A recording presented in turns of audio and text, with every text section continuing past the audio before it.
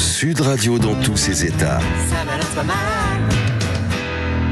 Pour nos frères, plus jamais ça.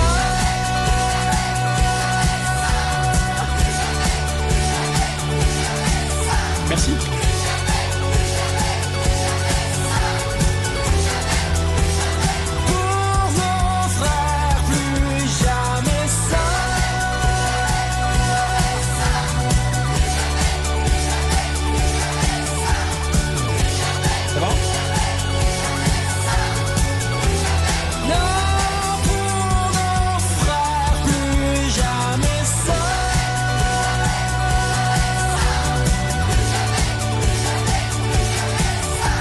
Et tout de suite, nous sommes avec Claude Moniquet, spécialiste du terrorisme. Bonjour Claude Moniquet.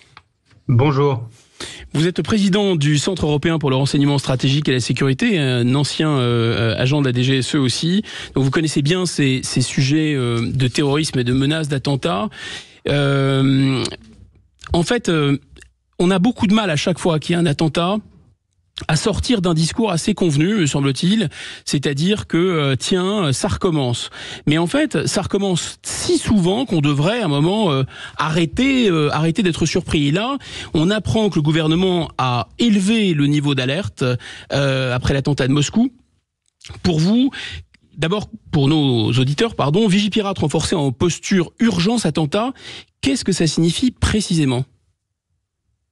Ça signifie un renforcement des mesures de sécurité, c'est-à-dire en l'occurrence, puisque la police et la gendarmerie sont déjà à peu près au maximum de ce qu'ils peuvent faire, ce sera un renforcement militaire de plusieurs milliers de soldats qui seront mis dans les rues et autour d'édifices publics, de lieux de culte, etc., pour assurer leur sécurité. Mais je vais rebondir sur ce que vous avez dit. Effectivement, on dit ça recommence, et la vraie phrase devrait être ça continue. Ça ne s'est jamais arrêté. Depuis les années 90, la France est l'objet, le sujet, la victime du terrorisme. Ça a commencé, du terrorisme islamique, je veux dire. Ça a commencé avec le djihad islamique, et ça a même commencé dans les années 80 avec les attentats pro-iraniens chez Tati, etc., rue de Rennes. Mais après, nous avons eu l'émergence du terrorisme sunnite, nous avons eu le GIA algérien, le fameux détournement de l'Airbus Alger-Paris que le GIGN a arrêté sur Marseille. Puis nous avons eu le gang de Roubaix, nous avons eu les tentatives d'attentats d'Al-Qaïda, l'État islamique, etc. On est dans un continuum des groupes islamiques armés qui s'attaquent à la France depuis plus de 30 ans. Oui, donc on peut dire que la France est vraiment en première ligne. La France est en Europe certainement, sinon le pays le plus visé, du moins l'un des deux pays le plus visé, avec la Grande-Bretagne qui a aussi payé un prix très lourd face au terrorisme. Alors d'autres pays peuvent l'être, puisqu'il y a à la fois, il peut y avoir des revendications conjoncturelles. On pourrait attaquer par exemple l'Allemagne parce qu'elle soutient Israël. On a attaqué assez récemment des Suédois parce que il y a eu des profanations du Coran en Suède. Donc plusieurs pays, et puis il y a aussi un opportunisme. Certains islamistes isolés frappent là où ils sont, là où ils se trouvent, et là où il est facile pour eux de frapper.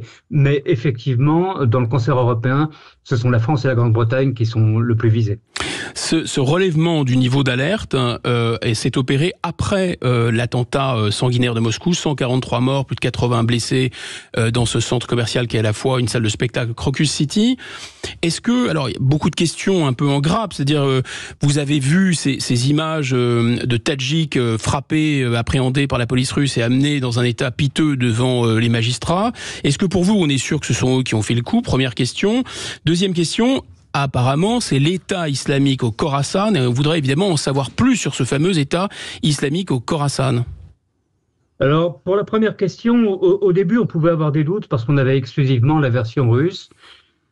Et il reste des doutes sur les conditions exactes de l'arrestation, sur ce que savaient ou ne savaient pas les services russes avant l'attentat. Tout ça sera peut-être élucidé un jour.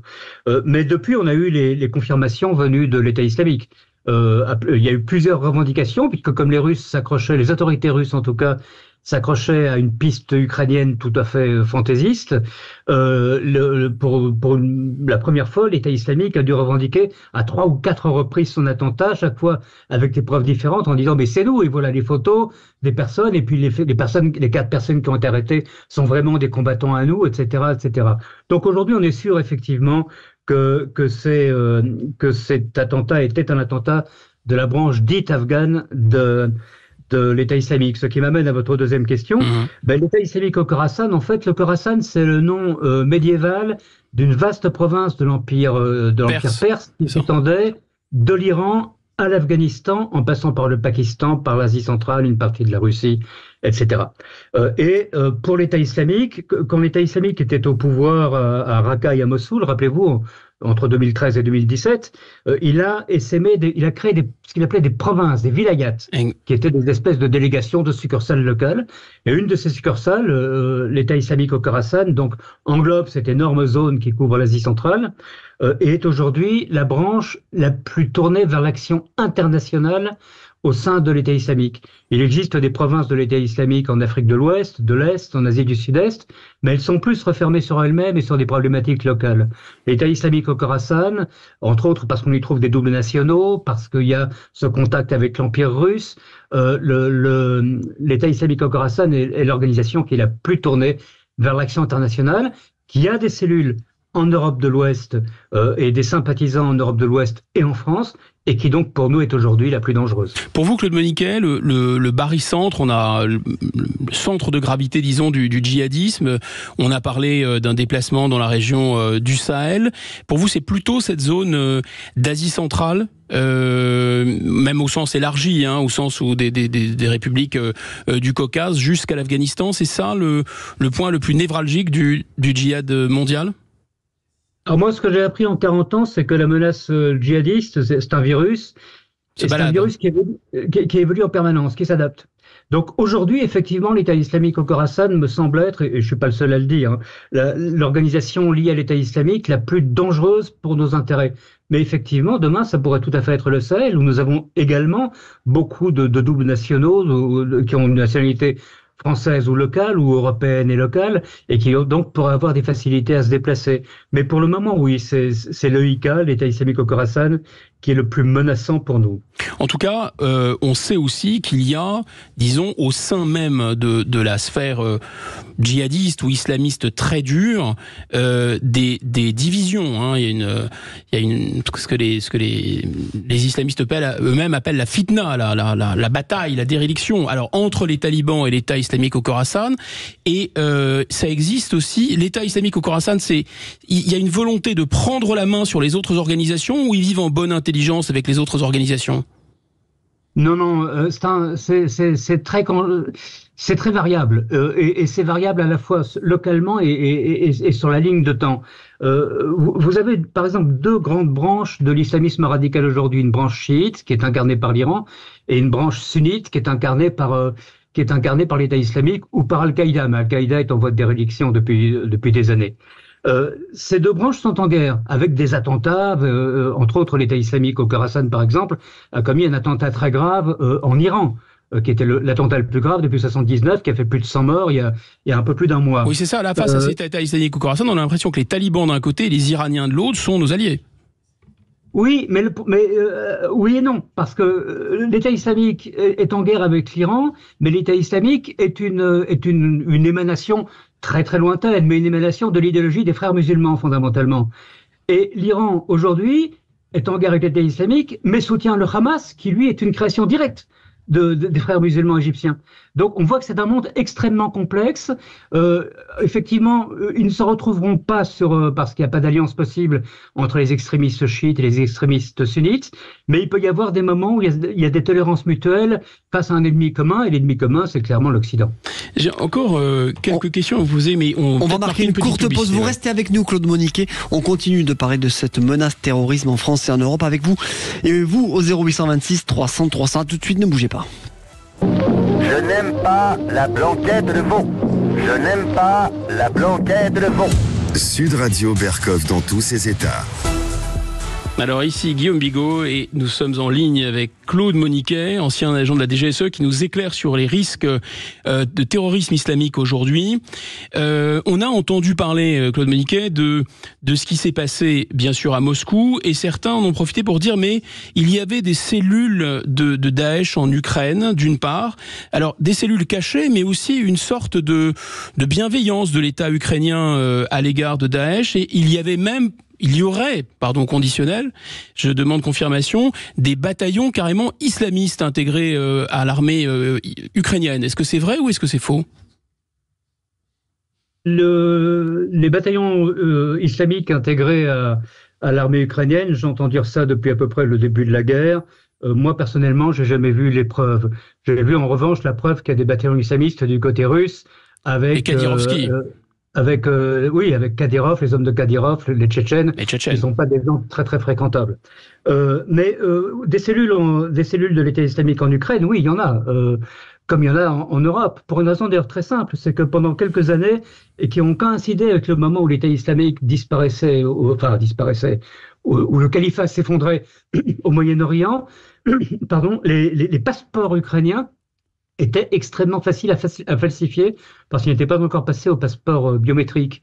Et ça coûtait $5 000. Pour $5 000, on avait un passeport ukrainien. Donc, on a eu effectivement toute une série de gens de l'État islamique, y compris quelques cadres d'importance réelle, qui ont fait le choix d'aller vivre en Ukraine. Mais il y a eu des opérations de la police et des services antiterroristes. Il y a eu des arrestations. Je pense qu'on a eu une, si je me souviens bien, en 2019, qui était celle d'un responsable de rang assez élevé de l'État islamique. Donc, la thèse d'une complicité de l'État islamique et de Daesh vous semble assez farfelu.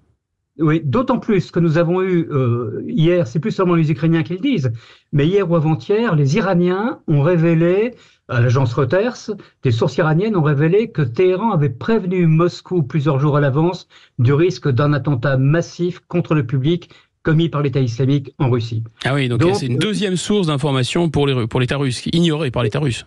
Oui, et venant d'un allié de la Russie, cette fois-ci. Cette fois-ci d'un allié, vous avez raison. Absolument.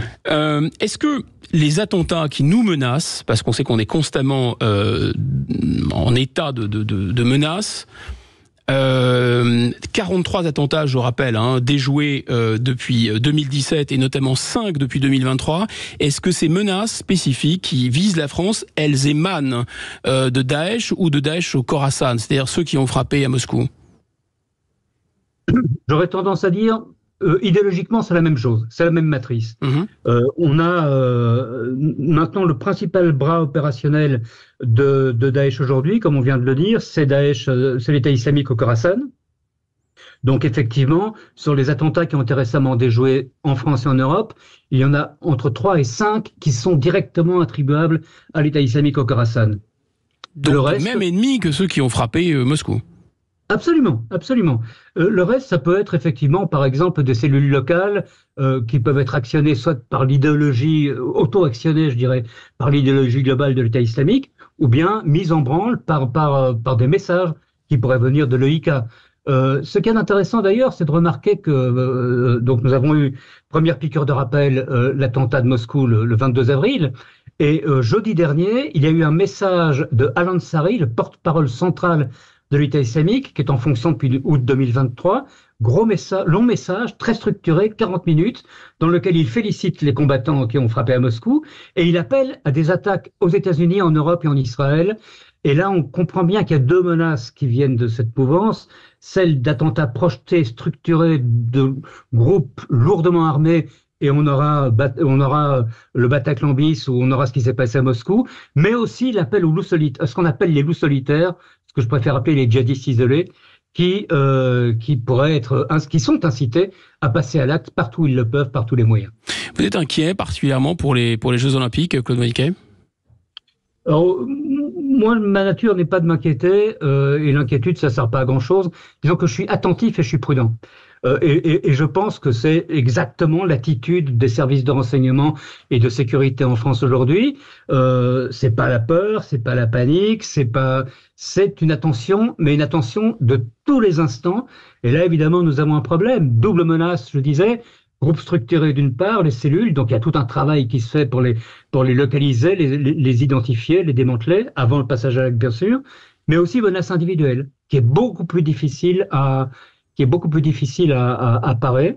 Donc, sans qu'il y ait de peur, on sent une certaine tension, et même une tension certaine dans les services de police, de renseignement et de sécurité, parce que le propre de ces services, c'est qu'ils doivent avoir de la chance et être au top de leurs possibilités 24 heures sur 24, 365 jours par an. les terroristes, il suffit qu'on se relâche et un jour de chance, et on a un massacre. Bien sûr. Merci en tout cas à nos services. Merci à vous également. Je rappelle que vous présidez le Centre européen pour le renseignement stratégique et la sécurité. Merci Claude Moniquet. Merci Claude Moniquet d'avoir été avec nous. On marque une courte pause sur Sud Radio. On se retrouve juste après les infos de 13h. Ne bougez pas sur Sud Radio.